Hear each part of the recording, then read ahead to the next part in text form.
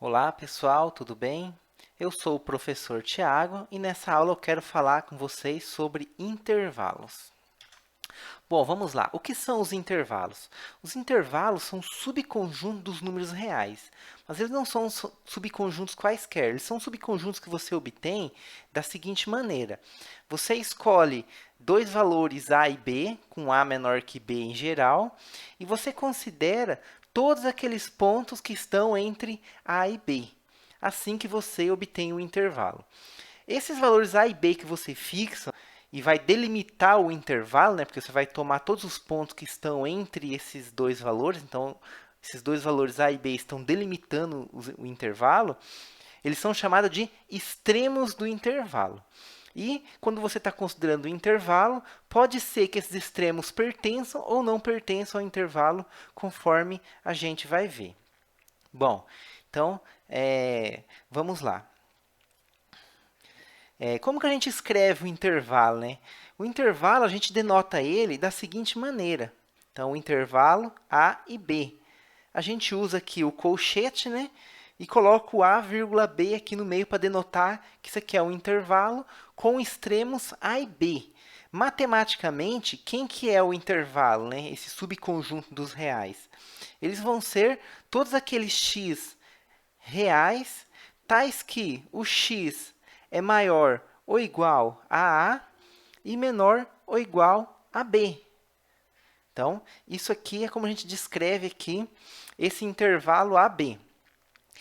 Esse caso aqui, esse primeiro caso de intervalo que eu estou considerando, né, ele inclui tanto o valor A quanto o valor B. Então, ele é um intervalo que inclui as suas extremidades nele. Tanto é que eu estou usando aqui, como vocês podem ver, ó, x maior ou igual a b. Então, o x, eu estou considerando aqui, então, aqueles x que são maiores que o a e menores que o b, mas eu também estou considerando aqueles que são iguais, o x igual a e o x igual a b. Então, está incluso aqui nesse intervalo os extremos a e b. Tem uma maneira muito eficiente que a gente usa para denotar geometricamente esse intervalo. Na verdade, ela é eficiente no sentido de quando você vai operar esses intervalos. Como assim operar esses intervalos? A gente vai ver daqui a pouco que dá dois intervalos, a gente pode determinar, calcular quem é a união do intervalo e quem é a interseção do intervalo. E essas operações aí de calcular a união e interseção, a representação geométrica se mostra muito eficiente para a gente fazer e determinar quem são uniões e interseções. E até para a gente enxergar mesmo na reta real, né? A gente viu que os números reais, em geral, a gente consegue identificar melhor as propriedades dele quando a gente analisa a representação geométrica dele. E aqui, como a gente tem um subconjunto dos reais, nada mais que natural a gente analisar também a representação geométrica na reta para poder interpretar quem vão ser esses subconjuntos, que a gente chama aqui no caso de intervalos. Então, como que funciona basicamente isso aqui, né? Então, a gente considera aqui uma reta, né? A reta real, ok? E eu vou marcar o valor A e B. Aqui, o que acontece? Esse intervalo aqui está incluindo o A e o B. Então, você vai lá na reta real, né? Identifica lá onde está o 0, o 1, o menos 1, e aí vê quem é o valor A. O valor A aqui, eu deixei ele como arbitrário aqui, porque a gente está falando de um caso geral de intervalo. Mas poderia ser um valor que você escolhesse aí. Você poderia ter, por exemplo, o A igual a 1, o B igual a 2, o A igual a menos 5 e o B igual a 10. Sempre tomando cuidado, claro, aí do A ser um valor menor que o B, né? Então, você marca o valor A. Quando você quer incluir o valor A no intervalo, que é o caso aqui desse caso aqui, você faz uma bolinha fechada lá onde se encontra o número A. Vai onde se encontra o número B, também faz uma bolinha fechada.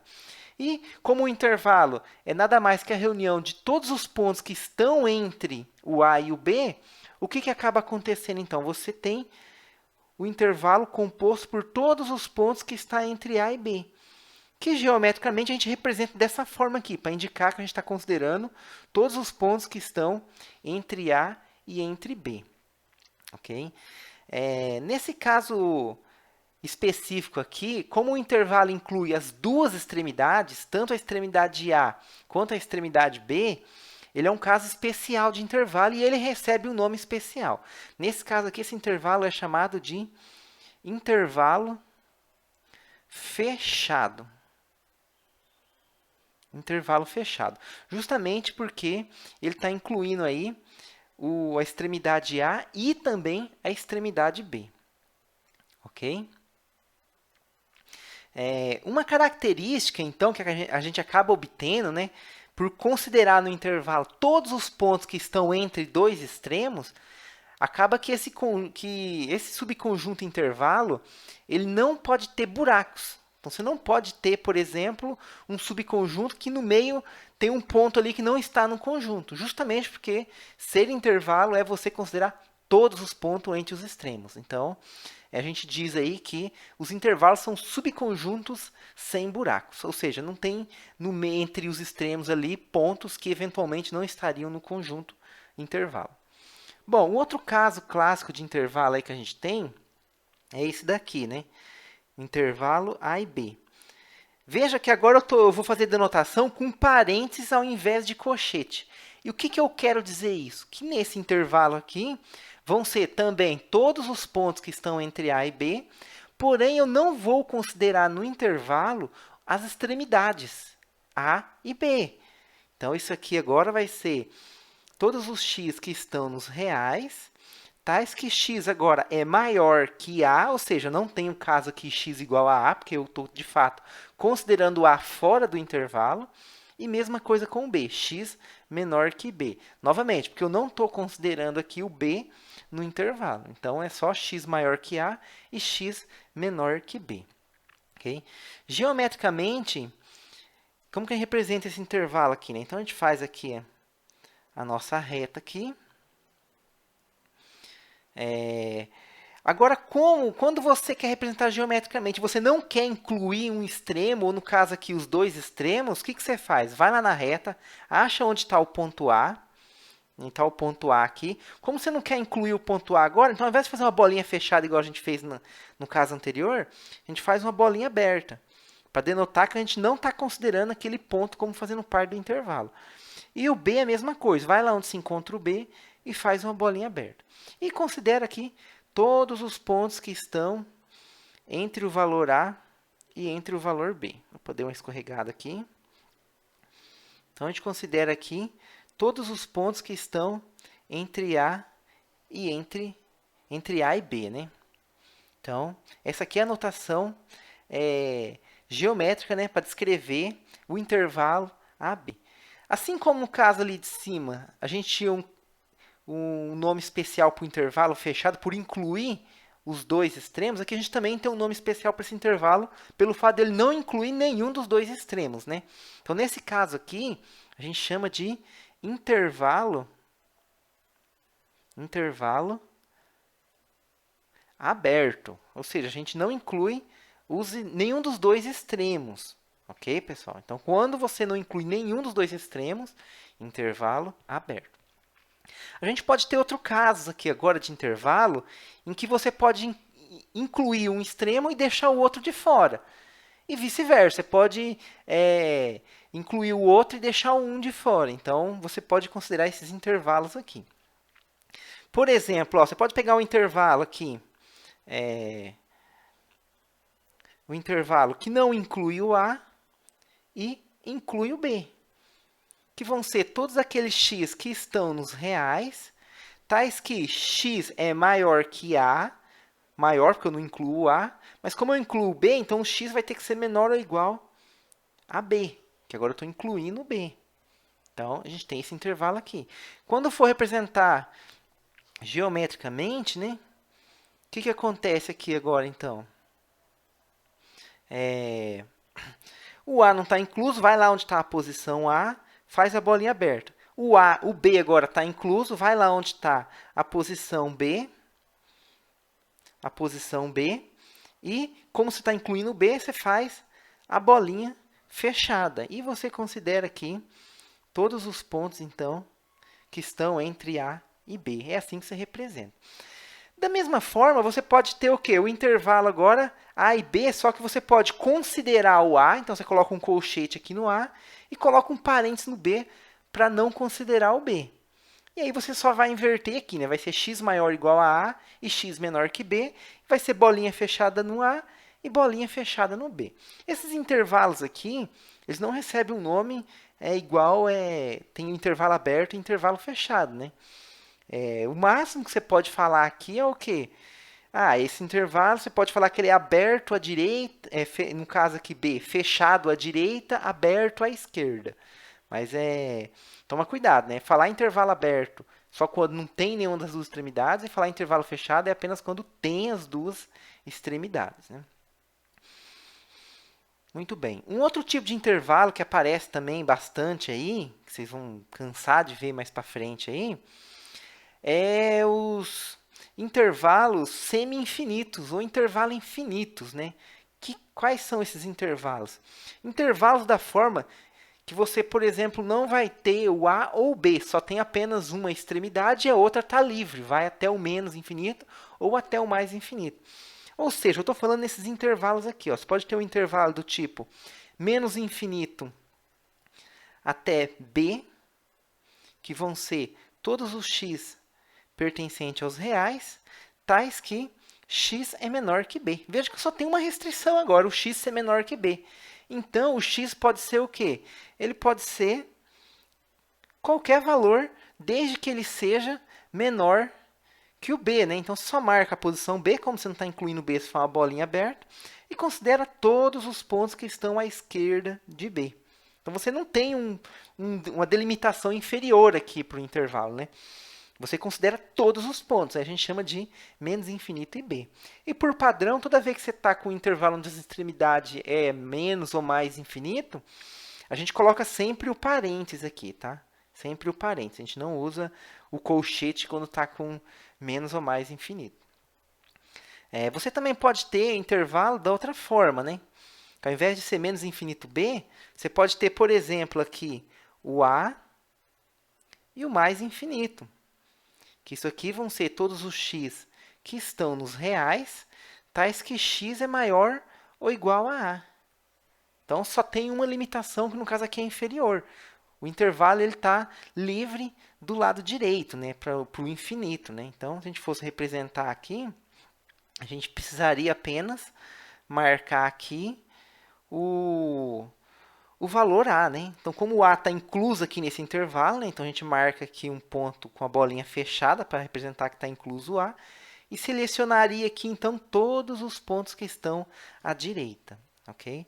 De maneira similar, pessoal, nesses dois casos aqui, você poderia, por exemplo, aqui que a gente não considerou o B, você poderia considerar o B, ou seja, você poderia colocar um colchete aqui e fazer com que fosse fechado do lado direito aqui, né? Você poderia fazer isso também. Assim como tem um caso aqui também, do lado esquerdo, que você poderia colocar o parêntese e não considerar o A. Claro, lembrando aí, né, que se você não considerar o A aqui e colocar um parêntese, aí você tem que colocar o x maior que A.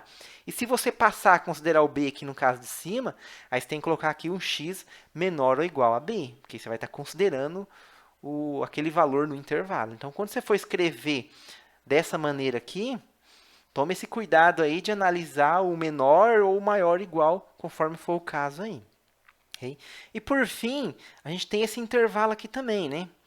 A gente pode considerar, por que não, o intervalo menos infinito mais infinito. Esse intervalo aqui seria quem? Seria o próprio conjunto dos números reais. Né? Esse aqui, então, seria todos os números reais. Né? E representar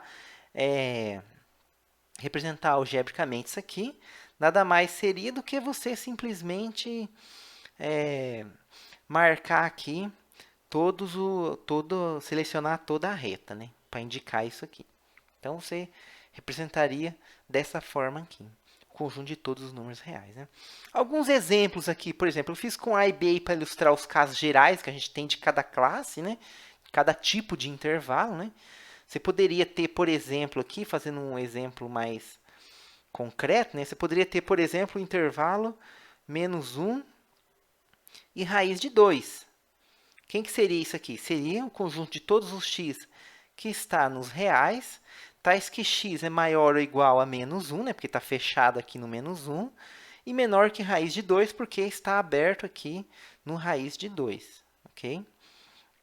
Então, seria esse conjunto aqui. Geometricamente falando, né, a gente teria aqui, então, quem? A gente teria aqui, primeiro, você marca aqui a posição 0 para você se localizar, né? Aqui a posição menos 1 está mais ou menos aqui. Como está incluindo menos 1, você faz uma bolinha fechada, né? Marca o menos 1. Aqui estaria mais ou menos o 1, o raiz de 2 estaria aqui, né? Como não está incluso no intervalo raiz de 2, você faz uma bolinha aberta para denotar ele, né?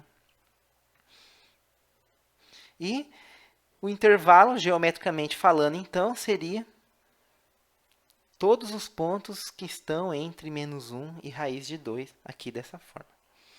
Bom, agora eu quero falar sobre a operação, né, nos intervalos. Dados dois intervalos, você pode calcular a união e a interseção. Então, vamos pegar mais um exemplo aqui, né, no slide aqui, onde a gente tem dois exemplos aqui, né, de intervalo, e a gente vai calcular a união e a interseção de ambos. Então, a gente tem aqui o I1, que é o menos π raiz de 2, fechado no π, aberto no raiz de 2, e o I2, que é o intervalo menos 1, 3, aberto no menos 1, fechado aí na extremidade do 3, né? E a gente quer calcular a união e a interseção desses dois intervalos. Então, eu quero ilustrar para vocês como que a gente faz isso agora, utilizando aí a interpretação e a representação geométrica dos intervalos, né? Então, vamos lá. Então, como que funciona? Para fazer isso aqui, a gente, então, faz três retas. Numa reta, coloca o intervalo I1, na outra, o intervalo I2, e na terceira, a gente determina aí, então, a união e depois faz tudo de novo para determinar a interseção. Então, como que funciona, né? Então, a gente considera uma reta aqui. A gente vai marcar um intervalo. A outra reta que a gente marca o outro intervalo. E aqui a gente vai marcar a operação, né?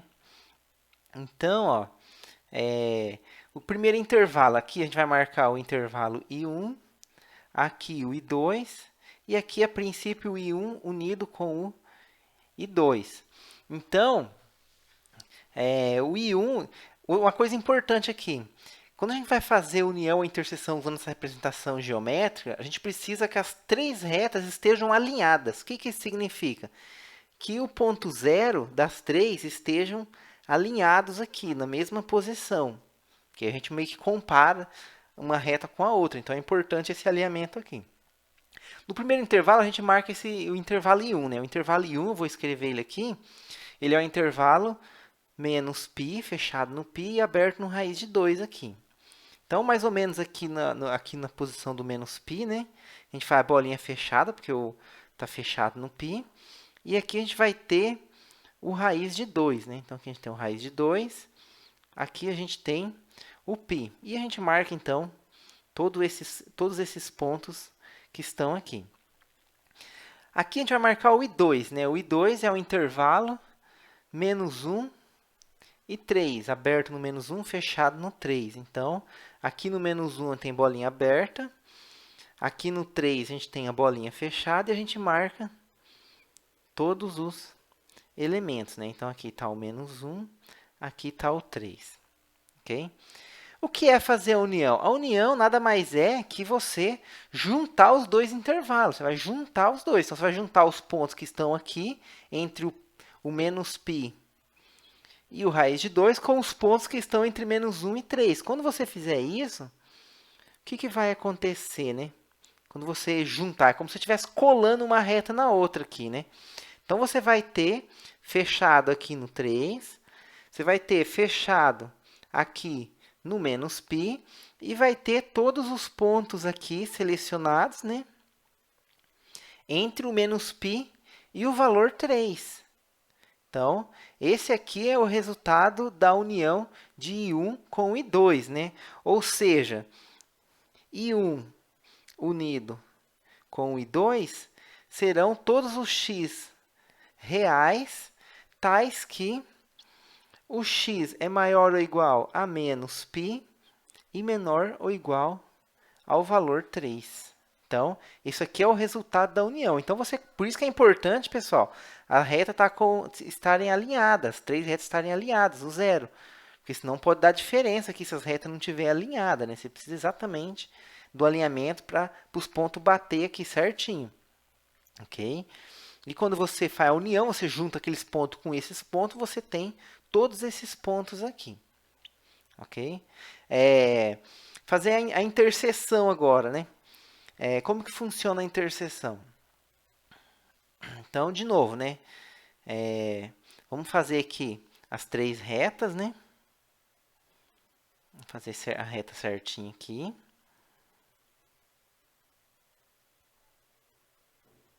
Você faz as 3 retas, marca a posição 0, né? De todo mundo.